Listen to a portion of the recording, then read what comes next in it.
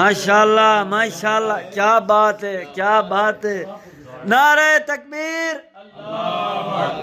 نعرہ رسالت، نعرہ حیدری، بآواز بلند تر صلوات.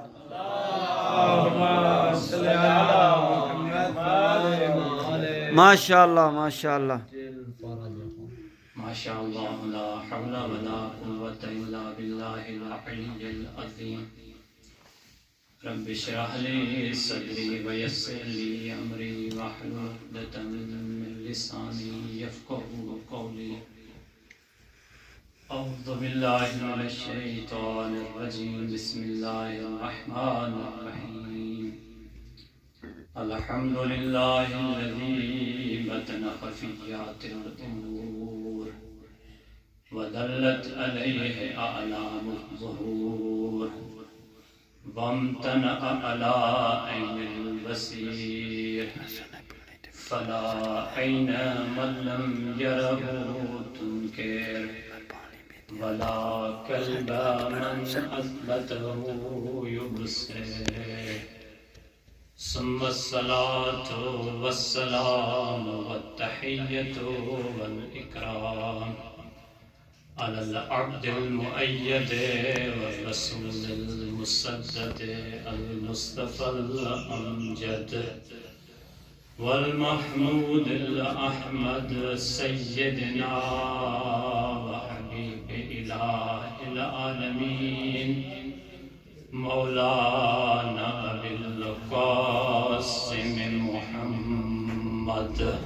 اللهم صل على محمد وآل محمد وعجل فرجهم.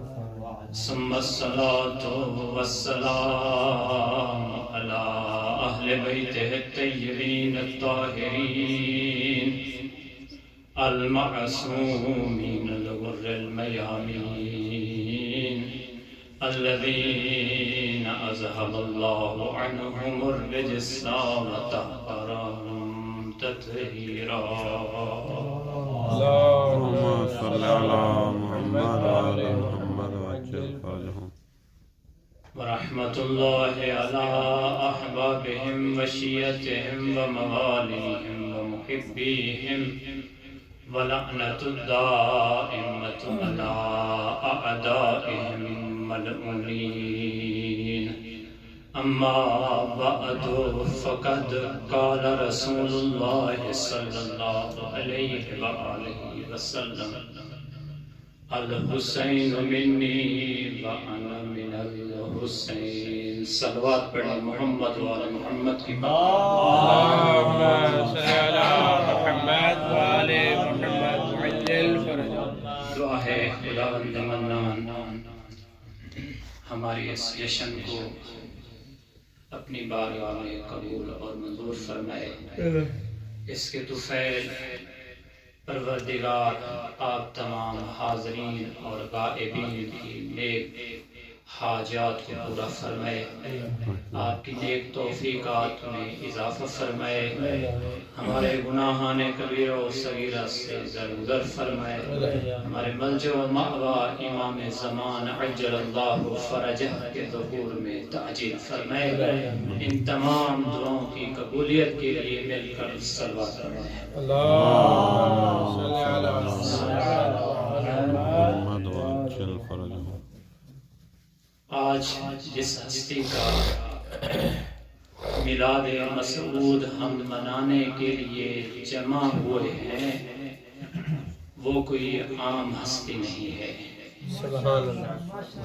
دوسرے الفاظوں میں کہوں گا کہ وہ امام فقط شیعوں کے امام نہیں ہیں، فقط مسلمانوں کے امام نہیں ہیں، بلکہ پورے کائنات کے جتنے بھی انسان ہیں عالم انسانیت کے لیے وہ امام بن کر ہیں.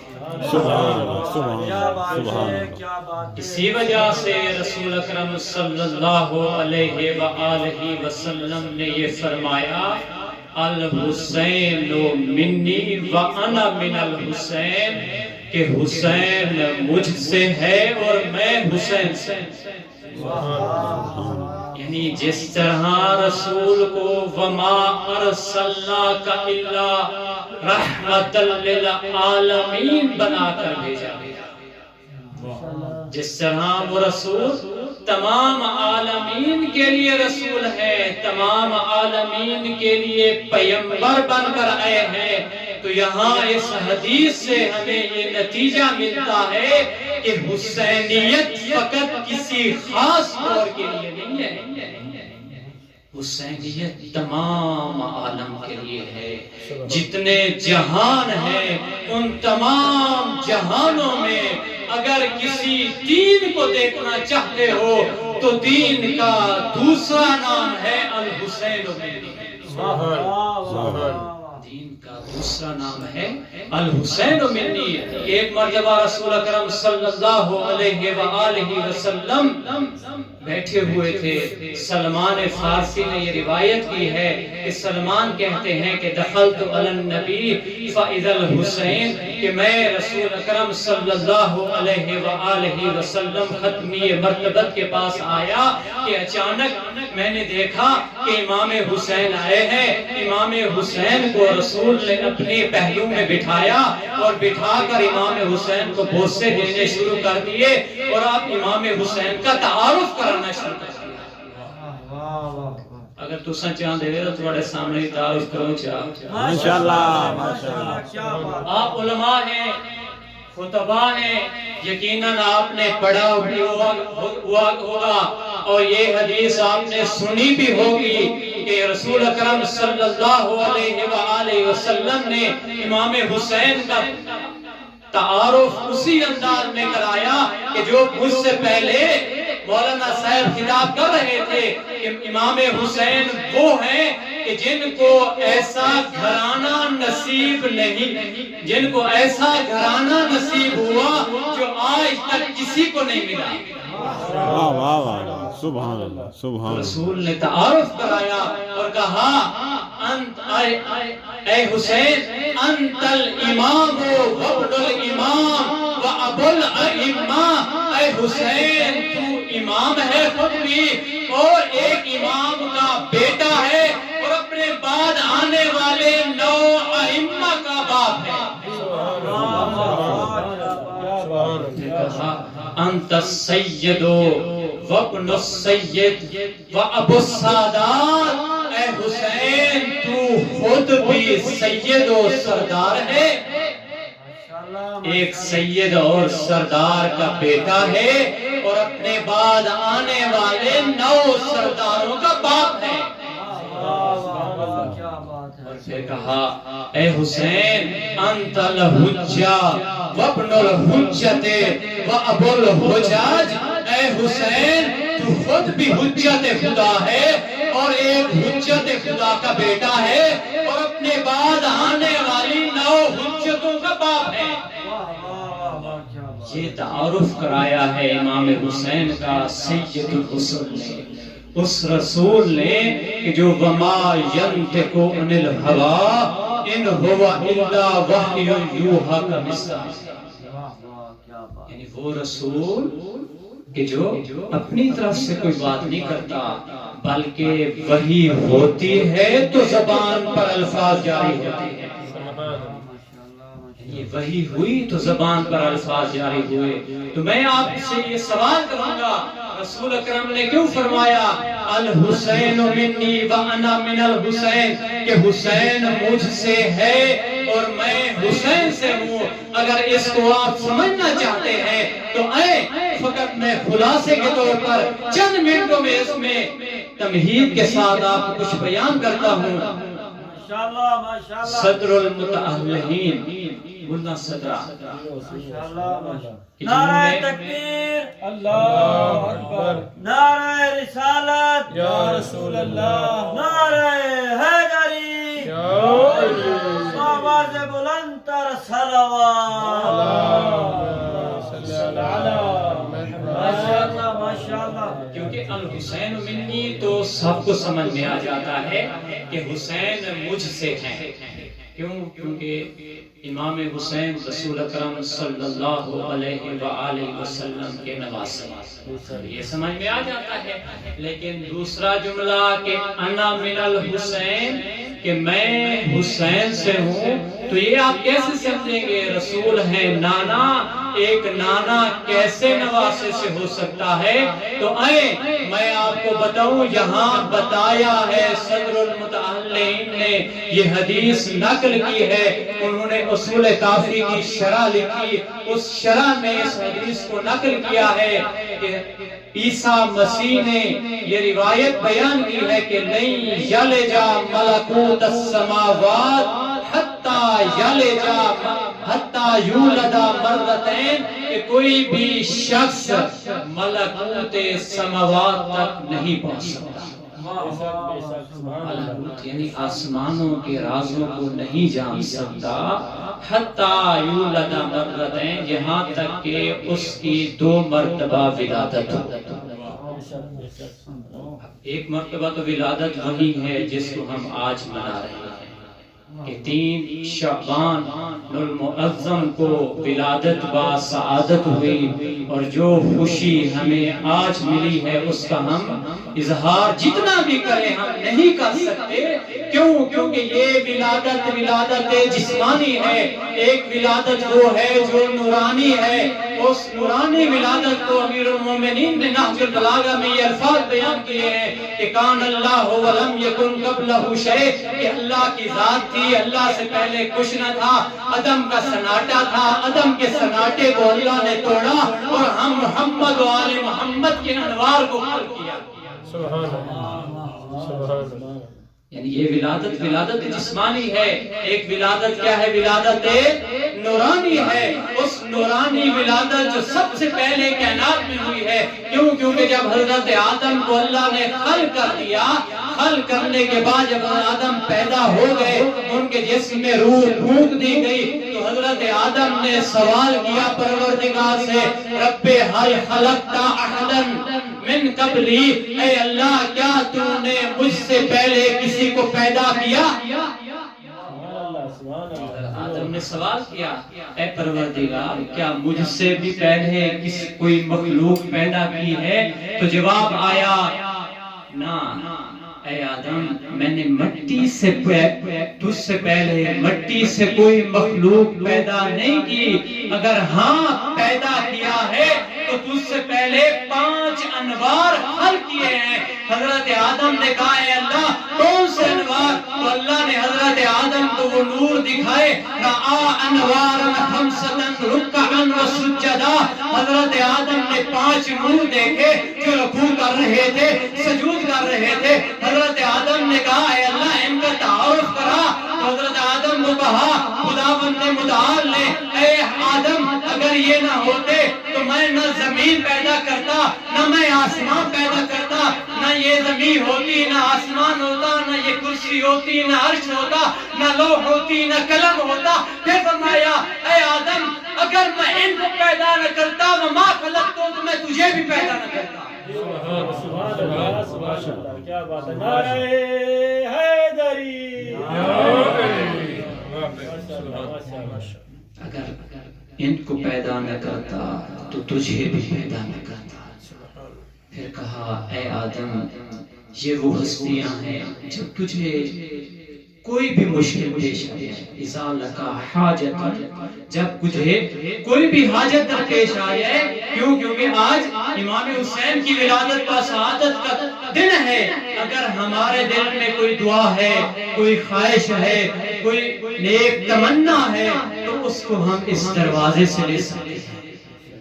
یہ توسل کا دروازہ ہے، اذا لکا حاجت، اے آدم جب تجھے کوئی ضرورت پیش آ جائے، کوئی مشکل پیش آ جائے، فتوسل بہم، تو تو ان کے ذریعے مجھے وسیلہ پیش کرنا، میں تیری تمام دعاؤں کو قبول کر دوں گا۔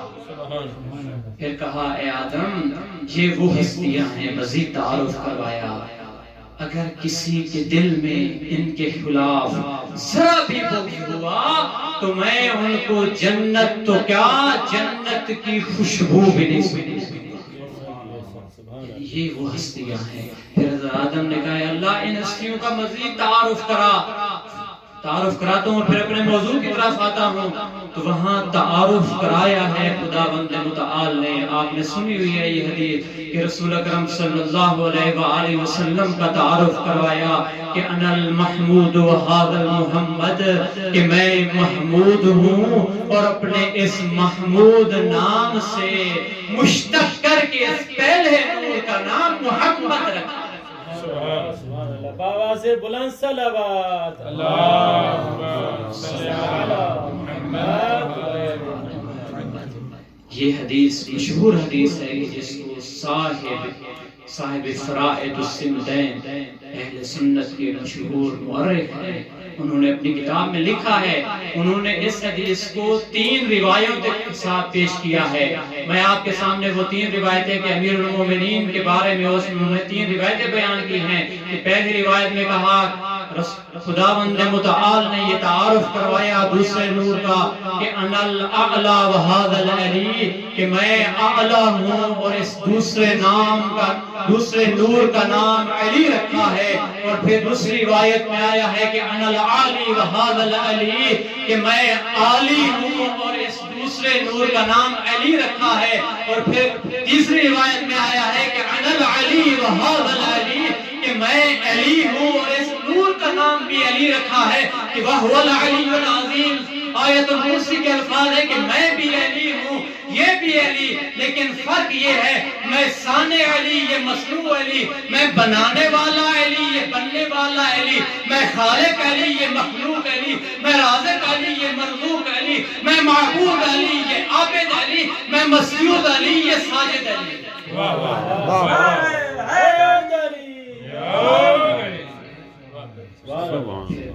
تیسرے نور کا تعارف کروایا کہ انا فاطر السماوات والارض وہذہ فاطمہ، کہ میں فاطر السماوات والارض ہوں اور اس تیسرے نور کا نام میں نے فاطمہ رکھا ہے.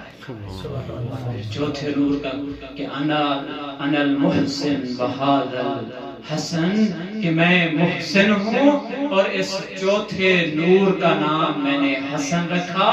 اور آج جس کی ولادت ہے اس نور کا تعارف کروایا کہ انا قدیم الاحسان وھذا الحسین، کہ میں قدیم الاحسان ہوں اور اس نور کا نام حسین رکھا. الحسین منی و انا من الحسین، کہ میں حسین میں سے ہوں اور حسین مجھ سے. کہ حضرت عیسیٰ فرما رہے ہیں کہ کوئی بھی ملکوت السماوات تک نہیں پہنچ سکتا جب تک اس کی 2 مرتبہ ولادت نہ ہوئی. یہ نورانی ولادت جدا ہے، 2 مرتبہ ولادت کائنات میں ہوئی ہو، یعنی اس دنیا میں. یہاں آپ سے سوال ہے 2 مرتبہ ولادت کیسے؟ ایک ولادت تو یہی ہے 3 شعبان کو. تو میں آپ کو سمجھاؤں، الحسین منی کو سمجھنا ہے تو 60 ہجری تک الحسین منی ہے. اگر انا من الحسین کو سمجھنا ہے تو 60 ہجری سے 3 شعبان سے جو دور شروع ہو رہا ہے، یعنی یہ پہلی ولادت بھی 3 شعبان کو ہی ہے، دوسری ولادت بھی 3 شعبان کو ہی ہے. کیوں؟ کیونکہ 28 رجب کو امام حسین نے مدینہ کو چھوڑا. 28 رجب کو مدینے کو چھوڑا ہے اور وہاں سے آئے ہیں 3 شعبان کو پہنچے ہیں مکہ میں. متوجہ ہے؟ تھوڑی سمجھ میں آ رہی ہے؟ امام حسین کب پہنچے ہیں مکہ میں؟ 3 شعبان کو، یعنی 3 شعبان کو مکہ میں آپ کا ورود ہو رہا ہے. یعنی اس کو ہم دوسری ولادت کہہ سکتے ہیں.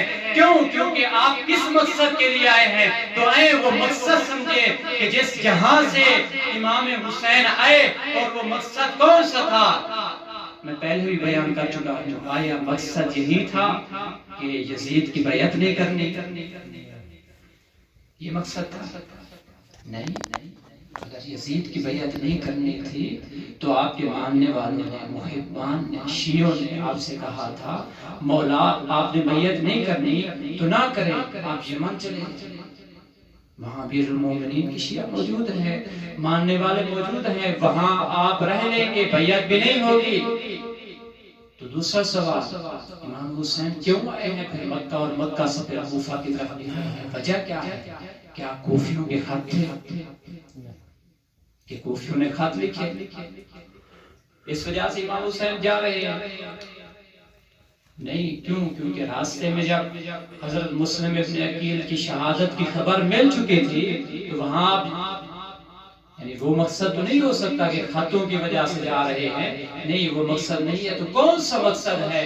تو وہی مقصد کہ جو امام حسین جب مدینے سے نکلے ہیں مکہ کی طرف آ رہے ہیں تو آپ نے خود مقصد بیان کیا تھا کہ انی ارید ان آمر بالمعروف وانہا عن المنکر، کہ میں اس لیے آ رہا ہوں، اس لیے جا رہا ہوں تاکہ امر بالمعروف کروں اور نہیں عن المنکر۔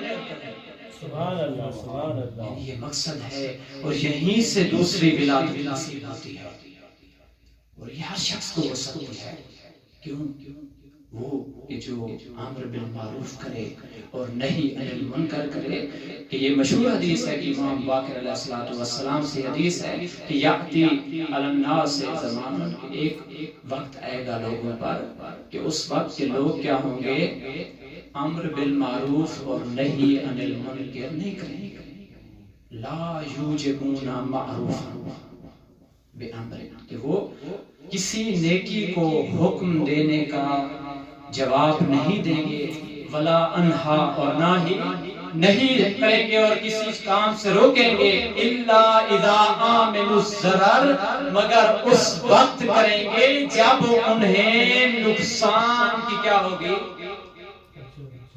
نقصان کا کوئی خدشہ نہ ہوگا، نقصان سے امان ہوگی۔ آمنوا الضرر، یعنی جب انہیں کوئی نقصان کا خوف نہیں ہوگا تو اس کا کیا ہے؟ وہ امر بالمعروف کریں گے اور نہی عن المنکر کریں گے۔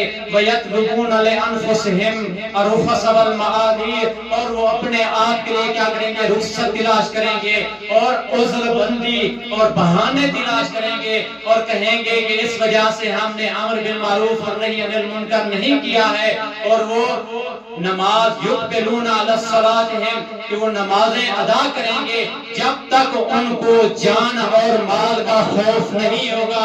اگر انہیں اپنے مال اور جان پر کوئی خوف اور کوئی خدشہ داری ہوگا تو وہ اس وقت نمازیں بھی نہیں پڑھیں گے۔ لو اضرت، اگر انہیں کسی چیز کے نقصان کا گمان بھی ہوا تو لا رفضوها، تو وہ نمازیں بھی چھوڑ دیں گے۔ کما رفضوا، جس طرح کہ انہوں نے اہم ترین فریضہ امر بالمعروف اور نہی عن المنکر کو چھوڑ دیا ہے۔ یہ اہم ترین فریضہ ہے، امر بالمعروف اور نہی عن المنکر۔ میں دعا کروں گا کہ ہم اس حوضے میں آئے ہیں، کہ حوضے میں ہم اس لیے آئے ہیں کہ امر بالمعروف کریں اور نہی عن المنکر کریں، یہاں سے کچھ سیکھیں اور سیکھ کر جائیں اور آگے پھیلائیں۔ اور وہ سب ممکن نہیں ہے جب ہمارے اندر احساس نہ ہو، قوم کا درد نہ ہو۔ اگر درد نہیں ہے تو پھر انسان یہیں پہ پڑتا رہتا ہے۔ اسی وجہ سے کہ اذا آمنوا الضرر، جب انہیں کسی اپنے مال کا، اپنی جان کا کوئی خوف نہیں ہوگا تو وہ امر بالمعروف اور نہی عن المنکر نہیں کریں گے۔ آپ پڑھتے رہے، تاریخ پڑھیں، حضرت شعیب کی قوم کے ساتھ کیا ہوا؟ حضرت شعیب کی قوم پر عذاب کیوں ہوا تھا؟ کہ جب خداوند متعال نے کہا کہ انی معذب من قومک شعیب، نبی کہ میں تمہاری پوری قوم پر عذاب نازل کرنے والا ہوں، جبکہ وہاں کیا تھے؟ کتنے گناہگار تھے؟ کتنی فیصد تھے؟ حدیث میں آئے کہ 40 من شرارہم و60 من اخیارہم، یعنی 60% نیک لوگ تھے اور 40% کیا تھے؟ برے لوگ تھے۔ ان 40% کی وجہ سے عذاب آ رہا ہے کہ ان پر فقط 40 پر نہیں بلکہ 100% جو قوم تھی اس پوری قوم پر عذاب آیا ہے۔ وجہ کیا ہے؟ دان المعاصی، انہوں نے گناہوں میں ایک دوسرے کے ساتھ مل گئے تھے اور ان کے سامنے گناہ ہوتے رہے اور انہوں نے نہیں روکا۔ تو اس وجہ سے اگر ہم امر بالمعروف نہ کریں اور نہی عن المنکر نہ کریں تو ایسے ہے کہ جیسے ہم اس فعل میں ان کے ساتھ شریک ہیں۔ اسی وجہ سے امام حسین آئے ہیں، امر بالمعروف اور نہی عن المنکر کا فریضہ انجام دیا ہے کہ یہاں 60 ہجری 3 شعبان المعظم کو مکہ میں وارد ہوئے ہیں۔ 3 شعبان سے لے کر آپ پھر شعبان، رمضان، شوال، ذکات، ذی الحج، 8 ذی الحج تک آپ وہاں رہے ہیں۔ 8 ذی الحج کے بعد 9 ذی الحج یعنی حج کا دن آ رہا ہے، لیکن دیکھیں امام حسین نے احرام کھول دیا، وہاں سے آپ چلے ہیں، یعنی دیکھیں وہاں عبادت سے بڑھ کر، حج سے بڑھ کر کوئی عبادت ہو سکتی ہے نہیں، لیکن اس عبادت کو چھوڑا ہے۔ کس وجہ سے چھوڑا ہے؟ امام حسین ہمیں بتانا چاہتے ہیں کہ یہاں حج سے بڑھ کر بھی ایک عبادت ہے جس کا نام امر بالمعروف اور نہی عن المنکر ہے۔ سبحان اللہ سبحان اللہ جی دعا ہے خداوند متعال ہمیں آج کے مولود مسعود کے صدقے میں امام حسین کی سیرت پر عمل پیرا ہونے کی توفیق